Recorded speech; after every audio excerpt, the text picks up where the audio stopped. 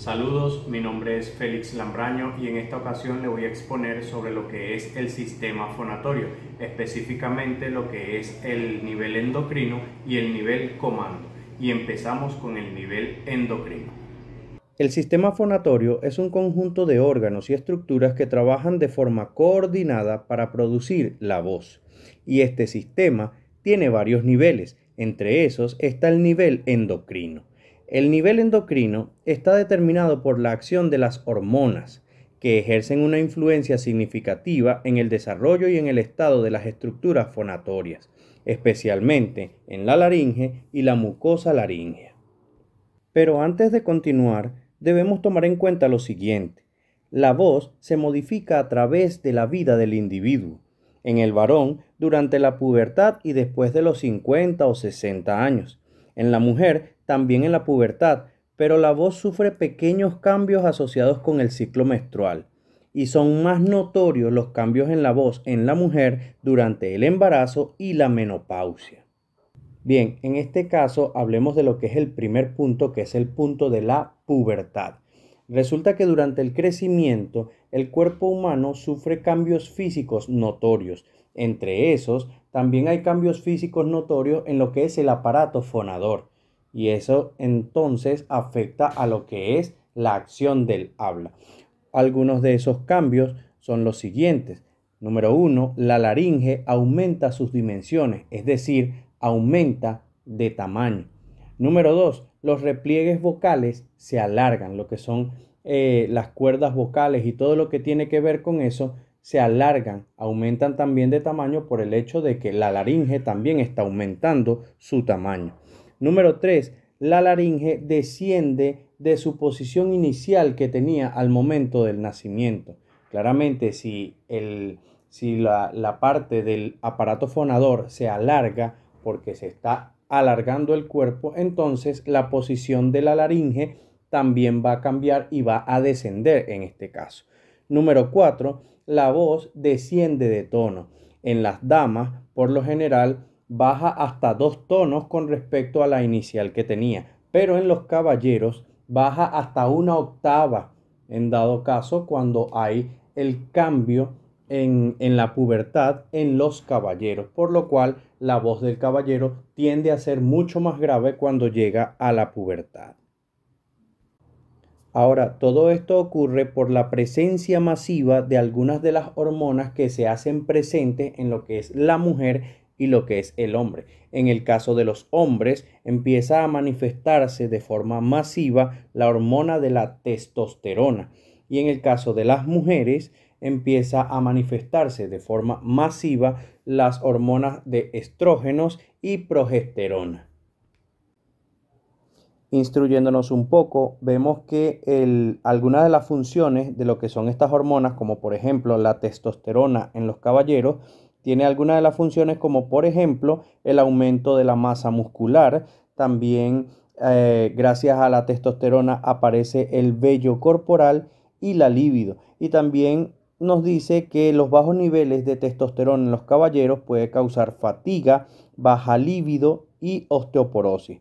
En el caso de las damas, el estrógeno tiene varias funciones también, entre las cuales está el regular el ciclo menstrual, la densidad ósea, la salud de la piel y el estado de ánimo. Y la baja productividad de la hormona del estrógeno puede provocar irregularidades menstruales, cambios de humor y pérdida ósea. También en esta otra imagen podemos ver el uso o la función que tiene la progesterona, que también está en las damas. Y es que acá nos dice que la progesterona es esencial en la preparación del útero para la implantación del óvulo fertilizado y en la regulación del ciclo menstrual. Tiene efectos calmantes sobre el sistema nervioso. Es necesario conocer sobre estas hormonas y también estudiarlas porque es a partir de ellas que se genera el cambio en el aparato fonador tanto del hombre como de la mujer. Y empezamos haciendo distinción con respecto al hombre. El hombre, en el tiempo de la pubertad, cuando se hace notoria de forma masiva la hormona de la testosterona, hace que entonces las cuerdas vocales del hombre aumenten en un 67% con respecto al tamaño que tenían las mismas cuerdas vocales antes del tiempo de la pubertad. Esto hace que claramente la voz del hombre cambie y se ponga más grave con respecto a la voz que tenía antes.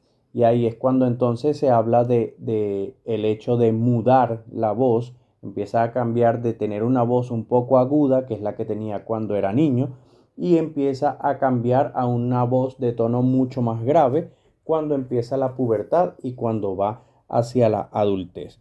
Ahora, con respecto también al hombre, hay otro momento en donde hay un cambio de voz, que es en la senectud, por allá entre los años 50, 60 y 70 años, también hay un cambio en la voz del hombre, ya que aquí ocurre exactamente lo contrario que en la pubertad.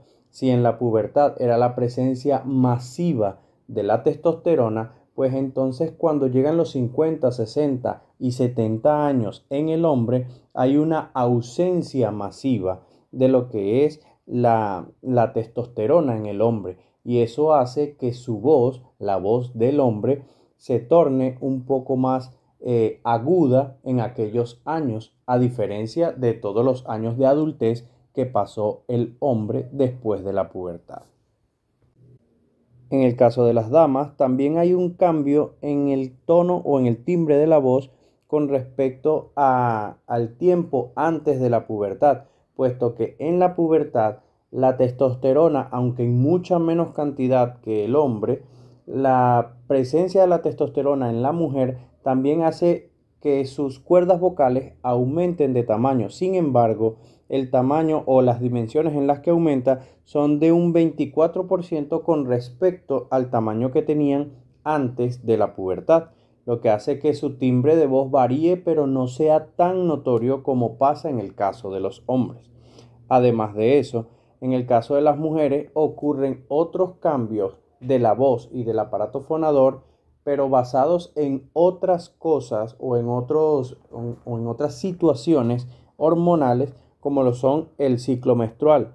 En el ciclo menstrual hay una disminución de lo que es la hormona folículo estimulante. Eso genera un descenso leve en el tono de la voz y dificultad para alcanzar tonos agudos o tonos altos. También en el tiempo del embarazo, el incremento del estrógeno y la progesterona en el embarazo producen un edema en los pliegues cordales. Y esto quiere decir que la voz se vuelve pesada, el timbre de voz opaco o ronco. Y esto lo causa el edema que se genera en lo que son los pliegues cordales. También en el caso de la mujer, cuando tiene un poco más de edad en el tiempo de la menopausia, también por la privación del estrógeno se produce una rigidez cartilaginosa y muscular. Esto genera pérdida de elasticidad en la laringe y descenso de tono de voz en la mujer. Por otra parte, la voz es pantalla de impacto de los distintos estados emocionales que experimenta el sujeto, que también producirá variaciones en su discurso, no solo como expresión intencional de emociones que se quieren transmitir, como por ejemplo el enojo, autoridad, pregunta, felicitación, seguridad, etc., sino que de un modo inconsciente, como consecuencia de un estado que no se puede controlar, como ansiedad, nerviosismo, estrés, miedo, ira, angustia, felicidad, euforia, etc. Y resulta que, como lo vimos anteriormente, estas condiciones emocionales se dan por la presencia o por la ausencia de algunas de las hormonas que ya vimos anteriormente, como lo son la testosterona en el caso de los hombres y los estrógenos y la progesterona en el caso de las mujeres, puesto que la ausencia de estas hormonas en cada uno de ellos provoca un cambio en el humor, y ese cambio en el humor repercute también en la forma en la cual se expresa y en el tono de voz que está usando cuando se está expresando. Lo que quiere decir que todo esto influye en lo que es la tonalidad, en lo que es la voz y en lo que es la acción del habla. En conclusión, la voz no está siendo controlada solamente por los órganos del aparato fonador, sino que también está siendo influenciada por lo que es la presencia de las hormonas del individuo, es decir, las hormonas presentes en el hombre y las hormonas presentes en la mujer. Y esas influencian también la tonalidad de la voz y la calidad de la voz que sale del individuo. Ahora bien, después de haber visto el nivel anterior, que es el nivel endocrino, debemos tomar en cuenta lo que aparece entonces en esta nueva imagen. En esta imagen nos deja claro que el habla humana es un proceso complejo y que necesita un estricto control por parte del sistema nervioso y de sus estructuras internas. A esto es a lo que se le llama el nivel comando, y como lo dice acá en esta imagen del lado izquierdo, dice que el habla humana es un proceso controlado, y a este proceso controlado se le denomina el nivel comando, como lo indica en esta imagen que tenemos acá. Ahora, las estructuras del sistema nervioso central que intervienen en este proceso controlado, es decir, en este nivel comando, son las siguientes según las que tenemos en esta nueva imagen que tenemos a continuación. Y la primera de esas estructuras es la que se denomina región cortical, que es la que controla los sentidos, los movimientos voluntarios conscientes, los pensamientos y el lenguaje. La segunda es la región talámica, que es la que controla los procesos mentales, controla la memoria y se encarga de regular emociones. La tercera es el cuerpo estriado, que es la que controla los movimientos voluntarios inconscientes, y también en esta hay una acumulación de neuronas y esta se encarga de enviar fibras nerviosas. ¿A dónde se encarga de enviarlas? Pues se encarga de enviarlas a la médula espinal. Quiero hacer un paréntesis en lo que es el cuerpo estriado, específicamente en lo que son los movimientos voluntarios inconscientes. Resulta que el sistema nervioso provoca cambios en la respiración cuando existe intención de hablar. Esto se divide en dos partes. La primera es que él alarga la respiración, y eso se puede ver en un ejemplo de que cuando nosotros no estamos hablando, nuestra respiración no pasa de 3 segundos, es simplemente inhalar y exhalar. Pero cuando nosotros estamos hablando, el hecho de inhalar es rápido, pero para exhalar o para botar el aire tarda mucho tiempo, con el objetivo de que la persona pueda expresar la idea que está tratando de decir mientras está hablando sin perder el aire. Entonces va soltando poco a poco el aire mientras va hablando. Eso es lo primero que pasa en el cambio de respiración con el sistema nervioso. Además de eso, el sistema nervioso también produce, al terminar de hablar o al terminar de decir una idea, el sistema nervioso produce una inspiración, es decir, un momento en el cual se retoma el aire, pero ese momento es aprovechado también por el cuerpo para organizar los fonemas que van a venir a continuación. Es decir, todo eso se hace de forma inconsciente, es algo que queremos hacer, pero lo hacemos de forma inconsciente. El cuerpo lo hace básicamente automático, y eso lo hace el sistema nervioso como una respuesta ante lo que se está queriendo hacer. La cuarta estructura es la que se conoce como región vulvar, y esta es la que conecta el cerebro con la médula espinal. Esta región es la que sirve de puente y por ella es que pasa todo el tallo cerebral. Es en esta región donde nosotros encontramos el bulbo raquídeo, y por aquí es que pasan casi todos los nervios, y por aquí es donde se emiten y se recibe toda información nerviosa que venga desde el cuerpo hacia el cerebro y que salga del cerebro al cuerpo. Y la última de las estructuras es la región cerebelosa, y esta región, que es obviamente donde está el cerebelo, esta región es la que se encarga de la coordinación de los movimientos y de todas las órdenes y emisiones nerviosas que salgan del cerebro hacia el resto del cuerpo. Esto es controlado por la región cerebelosa, y por eso es que esta región es la que se encarga de la coordinación del cuerpo.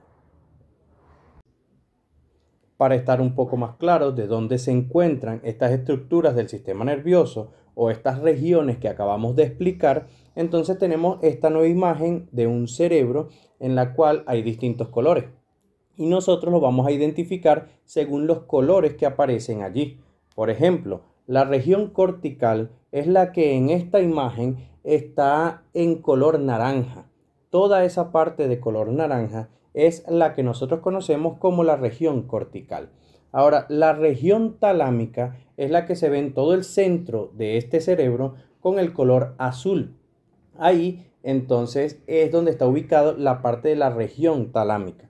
Luego, la tercera de las estructuras es la del cuerpo estriado, que en esta imagen del cerebro está encima de la región azul, está encima y está como en color gris. Toda esa parte que está como en color gris, esa es la región o el cuerpo estriado, que ya lo explicamos hace un momento. Luego está la cuarta región, que es la región vulvar, que aquí en este cerebro se ve de color verde, que es donde está ubicado el bulbo raquídeo. Está de color verde y esa es la que se identifica como la región vulvar. Y por último está la región cerebelosa, que es la que está en esta imagen en color amarillo claro. Esa es la parte donde está ubicado el cerebelo y esa es obviamente entonces la región cerebelosa. Ya habiendo visto esto y habiendo explicado hace un momento lo demás, entonces podemos ir diciendo que en este sentido la articulación del habla depende del sistema nervioso central y específicamente depende de lo que es la corteza cerebral.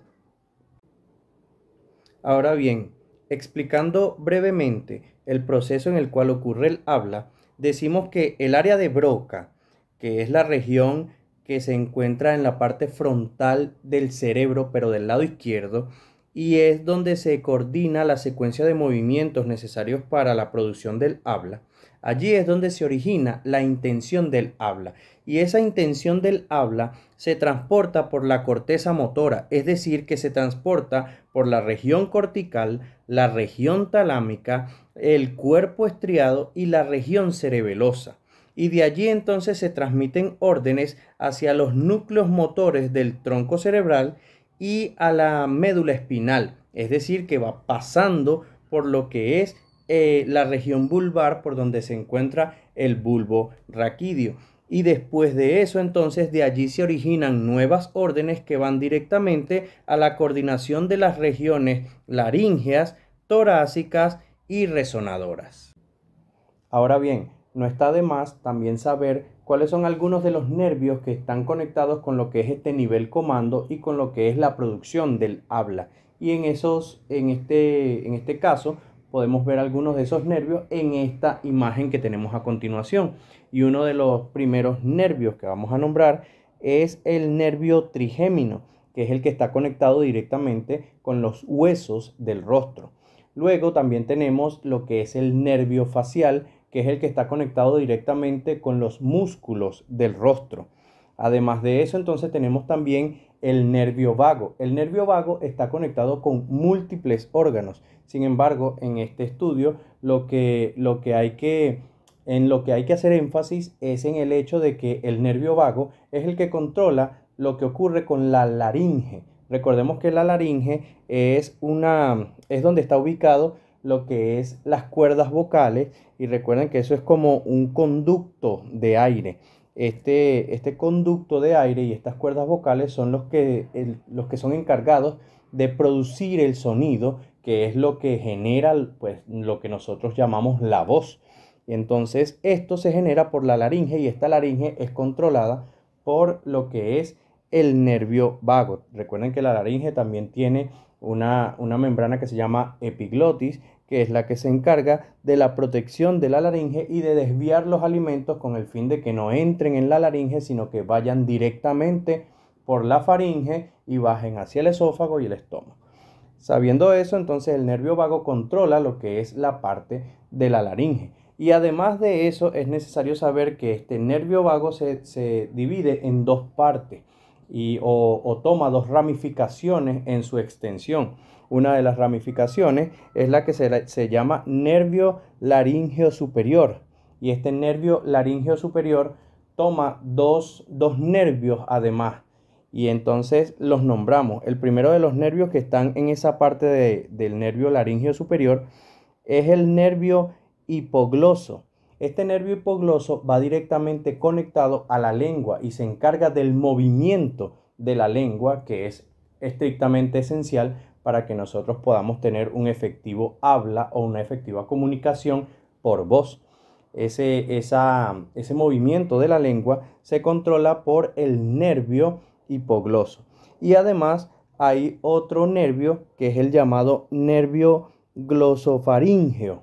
En este nervio glosofaríngeo también va conectado a la lengua, sin embargo, este es el que se encarga de las sensaciones, también es el que se encarga de controlar la salivación y además es el que controla el gusto de la lengua. Esa es una de las ramificaciones, la que se llama la ramificación del nervio laríngeo superior.